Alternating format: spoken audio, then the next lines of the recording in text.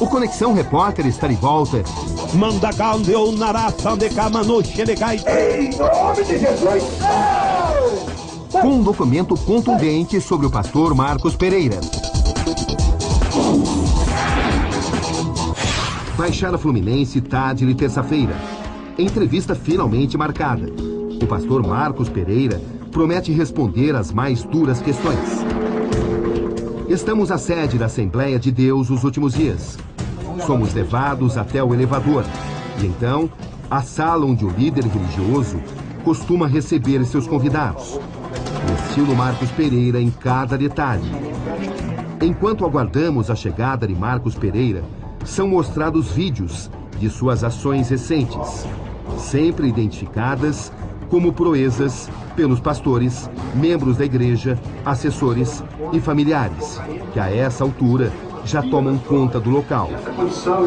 Seu trabalho social é repetidamente enaltecido, até que o próprio pastor Marcos Pereira aparece. Ele rapidamente nos mostra a imagem de um menino de 10 anos que fala emocionado que o líder da igreja está sendo vítima de uma guerra espiritual.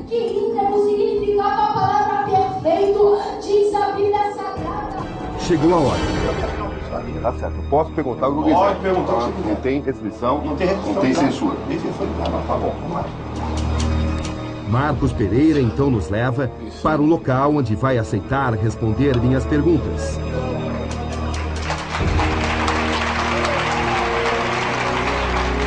Para minha surpresa, é aqui, no centro de uma igreja lotada de seus seguidores, com a pressão de centenas de olhares.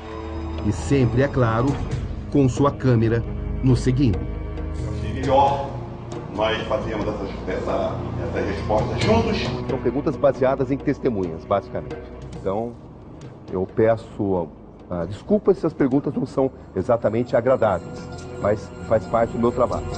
Estamos realizando essa entrevista aqui na Igreja do Pastor. Ele fez questão que a entrevista acontecesse aqui, diante dos seus fiéis. Pastor Marcos Pereira, o senhor prega a verdade, a virtude. O senhor está traindo aquilo que o senhor prega aqui dentro? Olha, que eu pelo fruto conhece a árvore. Você está vendo que o trabalho é um trabalho tão forte, tão real, que nas entrevistas que você já me fez, você viu que tem transformado vida. Então é um trabalho que é verdadeiro. Pastor Marcos Pereira, o senhor está sendo acusado de ter relações profundas com o crime organizado. Quais são, de fato, as suas relações com o crime organizado aqui no Rio? A relação minha com o crime organizado é ir lá e tirar o traficante, o homicida, e transformar ele, que eu tenho aqui, inclusive, dos anos 90 até a data de hoje, pessoas que foram recuperadas. Essa é a minha relação com o tráfico. Transformar o traficante numa nova criatura. Ele até então, ele quer que o cara saia do tráfico, mas de interesse no dinheiro do cara, entendeu? Logo quando o traficante sai e chega e vem até a igreja dele, ele cobra logo de imediato os 10% de tudo que o cara tem do crime. Desde o momento que ele está no crime, o dinheiro é dirigido de coisas erradas, ele não pode ficar... Ele não pode ficar? Não. Mesmo se pagar 10% do senhor? Não, isso aí eu vou lhe explicar para você entender. Não existe pecado grande nem pecado pequeno. Desde o momento que o ministro, ele da saúde, e ele tira o dinheiro da saúde, burla esse dinheiro da saúde, é um dinheiro errado tanto como o do traficante. Se o traficante se converter de tudo que ele cometeu, de tudo que ele fez errado, e ele, do trabalho dele, que ele levou tiro, ele assaltou, ele roubou, ele tem algumas coisas dele, automaticamente é o suor dele, é o trabalho dele que estava na ignorância. E Deus não leva em conta o tempo da ignorância.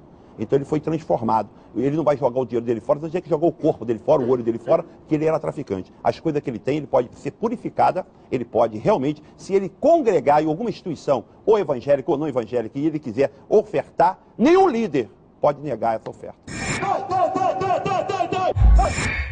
Quais são os seus poderes? Meu poder é transformar a vida, tirar pessoas da Cracolândia, tirar pessoas da mendigaria, tirar a prostituta, transformar homossexuais. Esse é o poder que Deus me deu. As testemunhas afirmam que o senhor tem orquestrado ações criminosas para depois aparecer como herói. Isso tem acontecido? De forma nenhuma. Você presenciou o pastor dando ordens para atos criminosos? Presenciei e confirmo isso. Que atos? atos. 2006, 2009, 2010, toca fogos nos carros, em ônibus, muitas pessoas morreram por causa disso.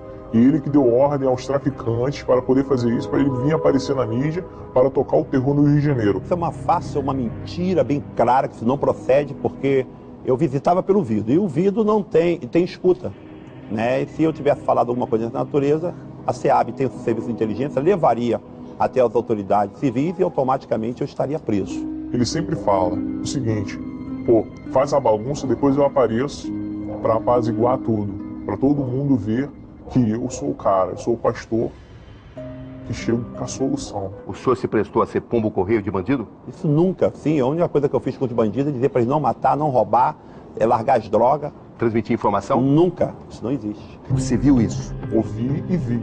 Como que um bandido, um traficante, vai obedecer uma ordem minha para me aparecer como negociador? Nenhum traficante faria isto. Isso é uma mentira, uma farsa. Muito pelo contrário. Sou contra a arma, a maconha, a cocaína e qualquer tipo de rebelião. Segundo pessoas que conviveram com o senhor, os seus resgates seriam uma farsa. Não, não é uma farsa. O senhor acha que consegue provar isso com certeza? Com certeza. E o que o senhor diz da declaração do homem que foi seu braço direito durante tanto tempo, dizendo que tudo é uma farsa, tudo é para impressionar o chefe? Ele falava, pô, essa pessoa nem parece que foi tirada da morte. Pô, que isso, rapaz? Tinha que pedir para os traficantes para poder bater nela, dar uma surra nela. Para ter uma ideia, tem um rapaz sentado aqui em frente, que esse rapaz foi resgatado da morte, estava dentro da mala de um carro, eu não o conhecia. E por um acaso, eu estive na comunidade e ele estava amarrado dentro de uma mala para ser morto. E ele está aqui com testemunha sólida e tem vários aqui que foram tirados da morte. O senhor abusou sexualmente de alguma mulher da sua igreja? Eu quero lhe falar uma coisa bem clara. Nunca abusei de mulher nenhuma. E começou a alisar o meu braço, aí começou a alisar, passar a mão por baixo do meu vestido, que na época não era nem roupão, passou a mão por debaixo do meu vestido, colocou a mão dentro, aí quando ele foi colocar a mão dentro da minha calcinha, ele falou, não, eu não vou fazer nada com você não. Abre aspas, o que ela diz. Eu pedia, implorava para que ele parasse. Ele dizia que não havia qualquer tipo de problema. E ela chora muito ao falar tudo isso. E que o senhor teria dito que tudo seria muito rápido. E que não haveria problema. E que mesmo pedindo, ele continuou. Fiquei orando, falando, pedindo a Deus que me tivesse um espírito. Aí ele pegou, mandou deitar de bruços. Aí quando ele mandou deitar de bruços, eu falei que não. Aí ele pegou e falou, eu não vou fazer nada com você não, pode confiar em mim. Aí eu tentei minha nervosa. E quando eu virei, que eu olhei pro rosto dele, ele abaixou minha cabecinha. Existe registro de algum abuso aqui? De registro de ocorrência de abuso? Nenhum. Jamais? Jamais. Você nunca ouviu falar de abuso aqui? Nunca ouvi. Você acha que isso é totalmente falso? Totalmente falso. Você afirma? Eu afirmo. Sem medo de errar? Sem medo de errar. Se eu houvesse algum tipo de abuso aqui, eu achava que eu ia trazer minhas filhas para morar aqui, menores. O que aconteceu comigo dentro do seio da minha igreja foi eu justamente me consertei com a minha igreja, que foram tentações que qualquer homem natural tem. O senhor teve essas tentações? Qualquer homem natural, ele é tentado. Isso é coisa interna da minha igreja. Algo com o qual o senhor teve que conviver? Tem que conviver até o dia de hoje. Porque um homem natural, ele tem as suas tentações carnais. E o senhor admite que teve essas tentações? Lógico, sempre tive. Até agora, por exemplo, se eu botar minha mente ligada a alguma coisa, você tem tensões carnais, mas não significa isto que eu abusei de qualquer mulher. O senhor usou o seu poder dentro da igreja para abusar das fiéis? Essa palavra você está dizendo. Eu nunca tive necessidade de usar poder algum ou ensinamento bíblico para abusar de alguma mulher. Tentações carnais, sim, mas as ações não. Qualquer líder espiritual tem. O senhor ordenou a morte de 4 pessoas, de 4 inimigos seus? Por que tu me mostra? Onde é que está os defuntos? Onde está a morte? Se eu ordenei alguma coisa, tem que ter morte. Quem eram essas 4 pessoas? Uma mulher e 3 homens que sabiam demais. E a mulher por que razão? porque ela não queria sair com ele.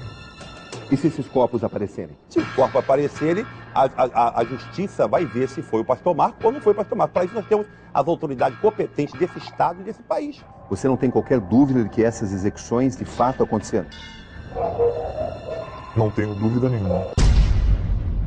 Por 3 vezes dentro da comunidade, os traficantes tentaram me matar, me executar, entendeu? Por ele ter levado na comunidade lá o toque, dizer que eu era X9 da polícia.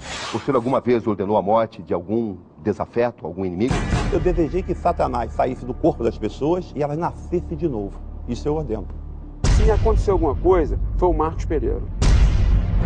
Tantas ameaças e eu não vi ninguém morto, que eu mando no tráfico e tantas coisas, eu não vi ninguém morrer. E até agora, a polícia não conseguiu comprovar nada contra a minha pessoa. Esse inquérito vai ser tratado sim, dessa forma, com cuidado, isenção, para que todos os fatos sejam apurados e no final cheguemos a alguma conclusão.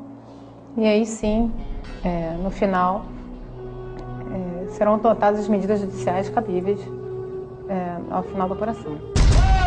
Santo! Que toda legião, todo demônio, Pai, em nome de luz, sai!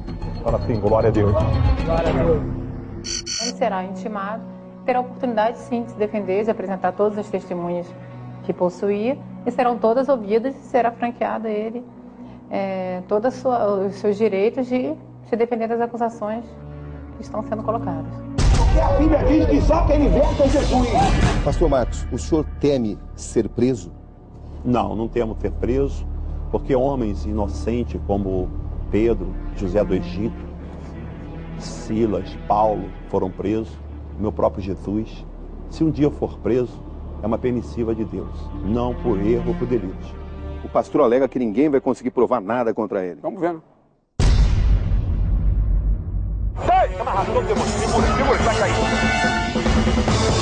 Aqui Roberto Cabrini, e este foi o Conexão Repórter de hoje.